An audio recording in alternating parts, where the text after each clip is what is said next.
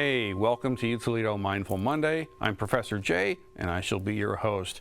You know, one thing that if we know each other personally, you probably know about me is that I'm a martial artist. I'm actually a 6th degree black belt in Aikido, and I started practicing martial arts in the 70s. And I love it. I think everybody should do some kind of martial art. It's awesome stuff. But here's one thing I've learned. A lot of people have no sense at all of their own personal safety. And this is a particular concern because, believe it or not, it's not an entirely safe world all the time. Maybe you've noticed as well. It turns out that a lot of times when assaults happen, when physical difficulties arise like this, violence I'm talking about, sometimes the victim has internal cues and signals that they repress, disassociate from, and sort of play along with societal norms and niceties instead, and then end up radically regretting that. Classic example. There you are, let's say you're in a parking garage, right? And you're going for the elevator, and the elevator opens up, and there's a totally creepy person in there. And you know what? You don't want to be mean, you don't want to be rude, you don't want to be offensive, so you kind of like squash, your gut is telling you this is not safe.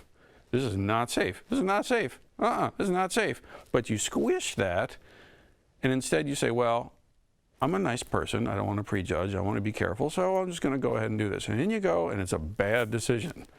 Okay, if you look at the police reports, if you look at studies on violence and stuff like this, which is part of what I do as my role as a martial art teacher, it turns out that not all the time, but startlingly often, that's the case.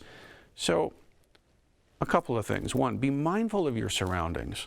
The single most important, like, self-defense martial art thing to know is to, like, stay awake to your environment. And then the second thing is to pay attention to your gut. You have like billions of years or whatever of evolutionary awesome built into your structure, right? Your cells are designed to give you information to keep you safe. If your cells and your spidey sense starts to tingle, honor that fact and notice it. Now, sometimes there's false positives, sure. Sometimes they're not false. So know your environment, pay attention to your environment, honor your instincts, be true to yourself and really honor what your body is actually saying to you, what your intuition is saying to you, and take appropriate action, you know. If you're going from campus point A to point B and it's later than a certain moment, get friends to come and help and move with you, or call our escort services that we have. You know, police people will come and bring you where you need to be safely. I was so proud of my daughter. One time she and a friend was downtown for some event, and they ended up parking in a different place than they thought they were gonna, and then it was really late, and they were far from their car, and then suddenly, how do we get to the car? And you know what? They connected with a police officer who brought them right to their car. Good move, Isabella, well done. So let's all take a cue from that.